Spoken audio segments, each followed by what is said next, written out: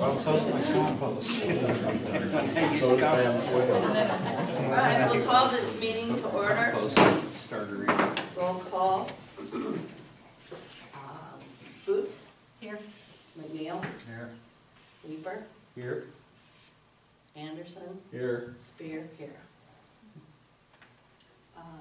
We'll stand for the pledge of allegiance.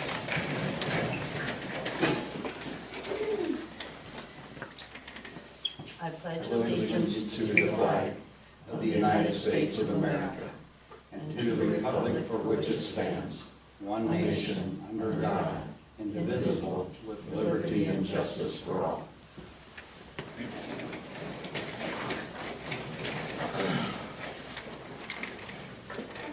Is there any additions or corrections to the agenda? If not, I would take a motion to approve.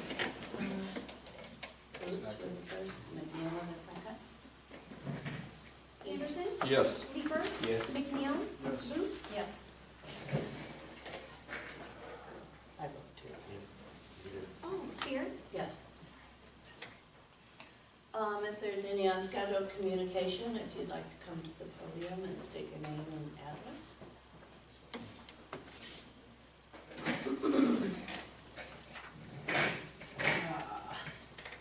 It looks like under old business, the discussion and possible action concerning approval of IIW's proposed agreement for the Crooked Creek Trail conceptual study, the bike trail. Yeah, I have to start by saying that John Wansnyder called me at about 4:30 saying that he was starting on his way here. And I told him that I didn't think the council was looking for him to appear tonight, that you were just going to consider their proposal. So if anybody was looking for him tonight, that's my fault, not his. Anyway, the proposal and agreement that was in your packet for tonight,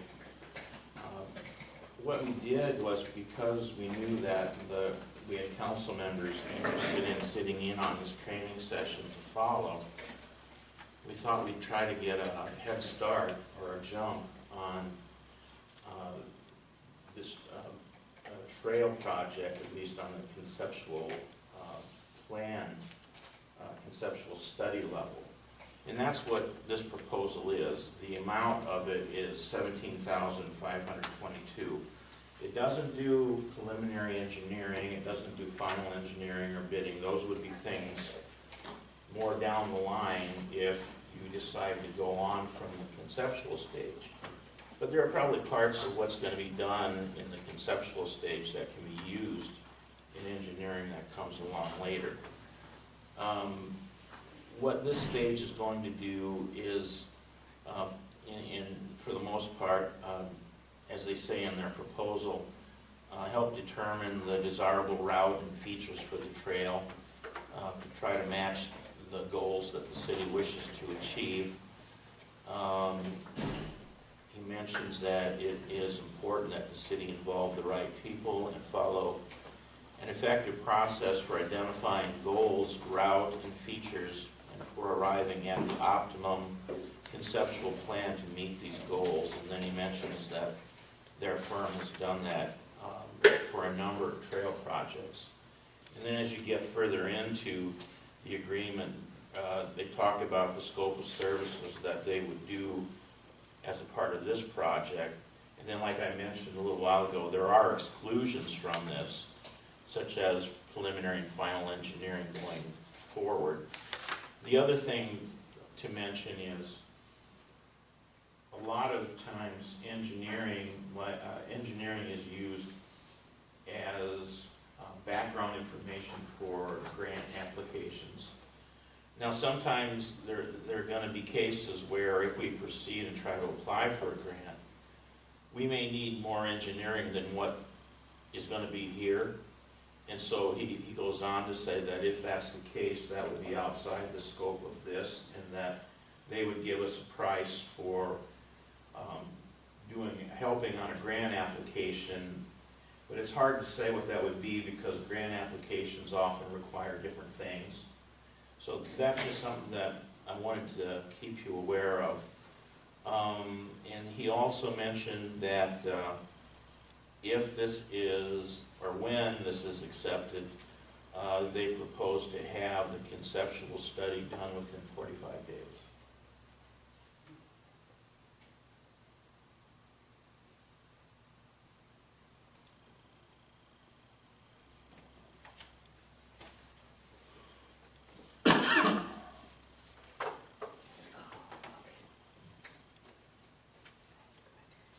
Do we need any action on that tonight? Yeah, you need to pass a motion in order to authorize signatures. Okay. Is there any discussion? I would entertain a motion to approve. So moved. Who approved this? Second. McNeil, Yes. Boots. Yes. Anderson, Yes. Leeper, Yes. Spear. Yes. And I have to go back and do the consent agenda and approve the there's only one item on it tonight, the Development Director's Report from July 2018. The motion to approve. Move to approve. Anderson? And Leeper. Leeper, Yes. McNeil, yes. Boots. Yes. Anderson. Yes. Spear. Yes.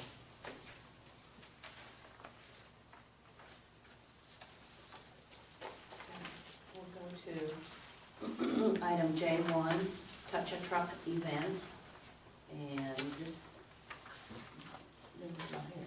Right. No, I can cover it briefly. It's for you to consider a street closure on East Fifth between Cedar and Meridian. Again, as you mentioned, for Touch a Truck. This would be August 4th from 10 a.m. to 2:30. And also in her write-up, she asked for permission to feature city vehicles for that event. So it's those two things she's asking. It was well accepted last year when they did this, so I so move that we do it again. I'll second. Is your motion for the time and the, Yes. okay. Leeper will go first. Boots. Yes. Anderson. Yes. Leeper, Yes. McNeil, Yes. Spear. Yes. Moving on to J2, the request from Tipton U.S. Bank to barricade streets for tractor car show. And this apparently is a separate date. Right, this would be September 27th from 5 p.m. to 5:30 p.m. to 7:30 p.m. Any discussion? Yes. Leeper with the first, and Neil with the second. Anderson, Yes. Leeper, Yes. McNeil, Yes. Boots. Yes. Spear. Yes. And there's no number on this one, but it's the special. Oh, I don't have that one. Three. Thank you. Discussion of possible action authorizing the use of budgeted ambulance service funds to hire part-timers and find the best way to cover as many hours as possible. Right, this was approved in your FY 18-19 budget.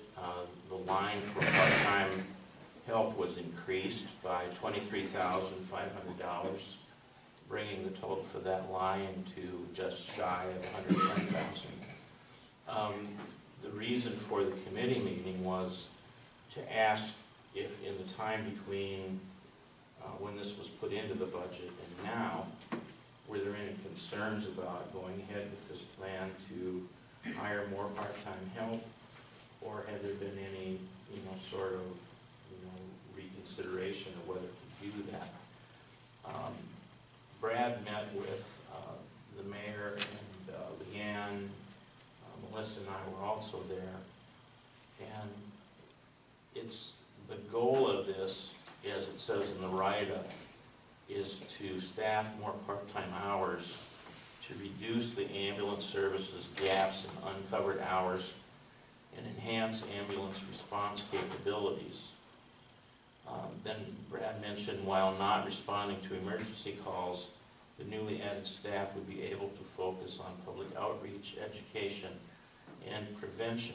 And then finally he ended his part of this write-up by saying additional paid part-time staffing hours would be oriented to cover gaps in the schedule, not replace scheduled volunteers. So it had, it had only one member of the committee plus the mayor, but the two members there wanted to bring it to this meeting with a favorable recommendation for you to consider. I guess, just to be a little clearer on this, I see that he's saying he has $23,500 in his budget scheduled for this. Additionally, yes. Additional, so when we're asking for part-time staff, are we asking, like, there would be 3 people, but they would all dip into that $23,500? Yeah, Anyway. it was just, I don't want to preempt Brad's answer. Come on, come on. Really well. Yeah, yes, he's doing fine. When we were at the committee meeting, we talked about a number of combinations of people who might be available to apply, and that some might have more hours available than others. Some might have different levels of certification than others. So it was difficult to say who was going to apply and who to advertise for in this market. So the way it was left was, it was sort of a very sort of a generalized motion authorizing to try to cover as many hours as possible with part-timers with the best certifications you could get from the local market. But that's what I was going to say, just like that. All right. He actually took all the words out of me on that one. I'm really happy about that. I think that this is a really good opportunity for us to look at, in the health field that I come from, we call it PRN, which is Latin for as needed staffing. I would recommend that we have a small little pool, perhaps about 3 people, that we can pull from on probably a weekly basis. So the nice thing about having a scheduled single part-timer is that you see that person constantly. Mm-hmm. The disadvantage is that if something happens to that part-timer, you're just down. So for instance, if I call in sick tomorrow, we're down 50% of our people immediately. If the other person calls in, same exact issue. I think kind of looking at that part-time model with those as-needed individuals, they can maybe cycle through once, maybe twice a month is all they're working for their shifts. It would enable them to have a lot more flexibility at their normal job. Will it also provide us a really strong type of staffing person who's well-versed in what they need to be doing, who's quite competent, doesn't really require a lot of training or that initial startup cost to go into a person.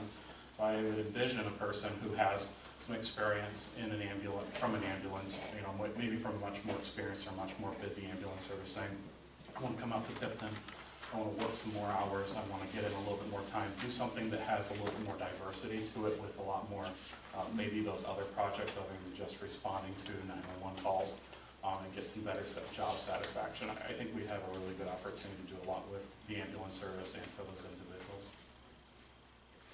And what Brian said. And what Brian said. Yeah. They'll be responsible for keeping track so that their hours never go into the benefit side of it. The way we budgeted it is at 28 hours per week, but I only schedule for 24 hours per week. From my understanding, it's 30 hours per week is what you have to do to hit benefits.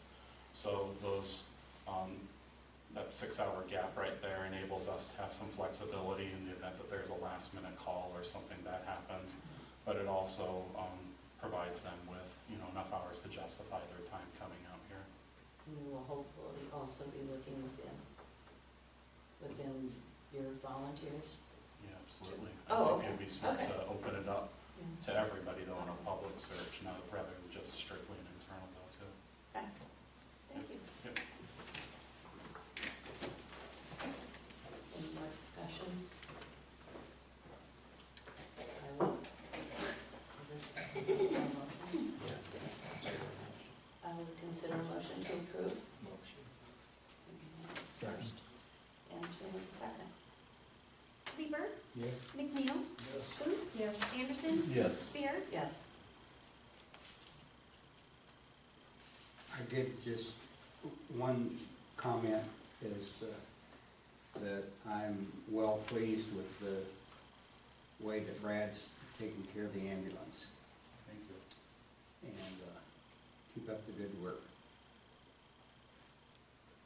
It helps to keep us informed. You're doing good.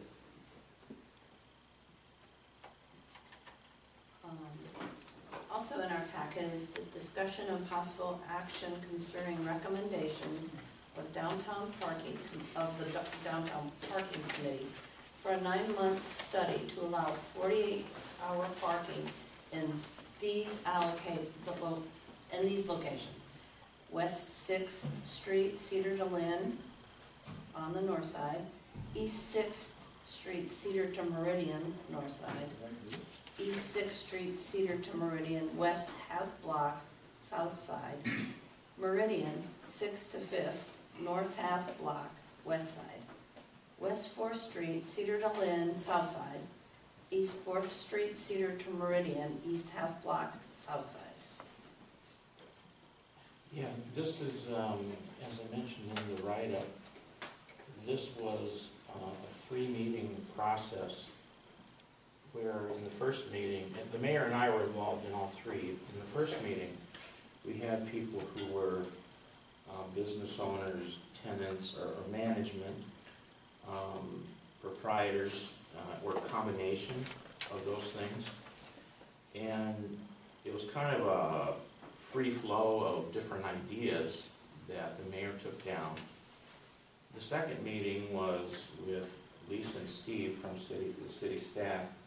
They went through and tried to find what they thought were the most doable of the options when it came to considering garbage and recycling pickup, street sweeping, and snow removal.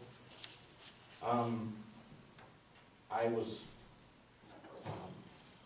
think it was very helpful that there was a sort of a spirit of compromise in considering what to do here. Now, and what to do here, if that's being suggested, is from now a 9-month study of allowing 48-hour parking in those locations, which is the type of parking throughout the rest of the city. The comment Lisa had was that this should add approximately 20 to 25 spaces of overnight parking for the downtown area, along with the current parking in the north lot of the courthouse and the north side of City Hall, which would be another 15 to 20 spaces. All apartments downtown will have access to overnight parking that is within a half to 1 block of each apartment. The 9-month parking study will be done starting August 1 through April 30 to monitor the effectiveness and usage of these spaces and to identify any issues that may arise from the changes. And then any changes we would do permanently would involve an ordinance, amendment. The note that I tacked on is with it being nearly August 1st and there being a need for maybe create new signage and remove signs, I was suggesting that another option might be to consider starting it at September 1 or October 1. Plus, if you did one or the other, it would maybe give a little more time to filter through the community in case anybody has an objection or a concern before this all takes place. But when to start the 9 months, if you accept the proposal here, is certainly up to you.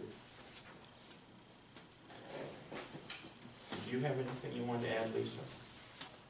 No, just if anybody has questions, or don't quite understand what the question is. I think both committees, if you want to call them, that met, did a really nice job of thinking outside the box, and then we were able to explain either why it would or wouldn't work. And then when we brought it back to them, they were very receptive. So I know at one time this was a very hot topic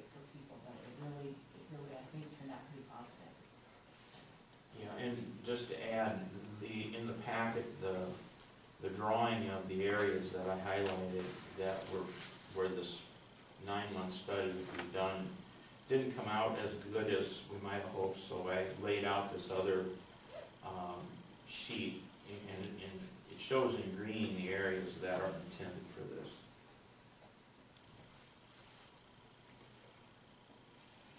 Any discussion?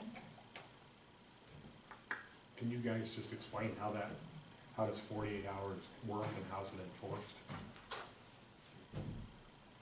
Is that something you could help us Yeah. with? You wanna know how it's enforced?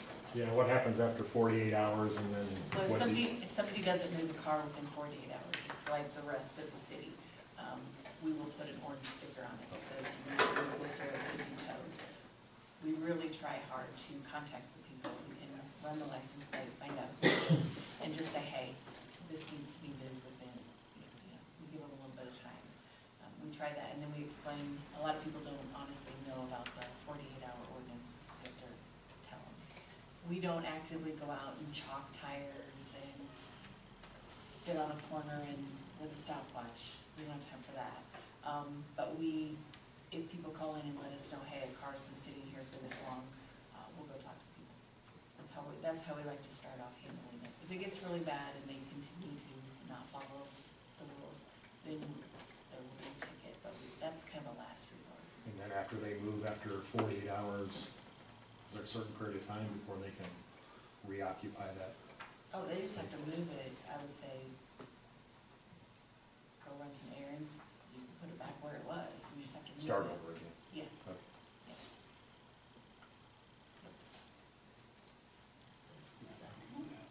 Anything else?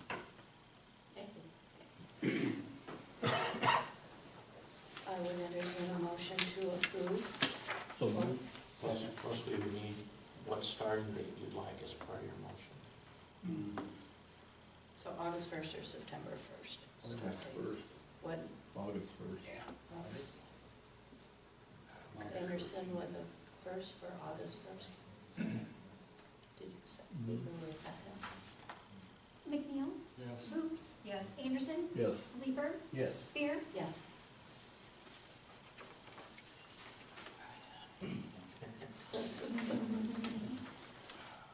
Just on K, if anybody has anything.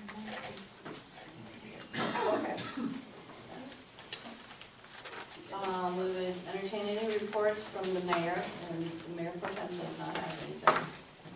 The city manager, I don't have anything. the council,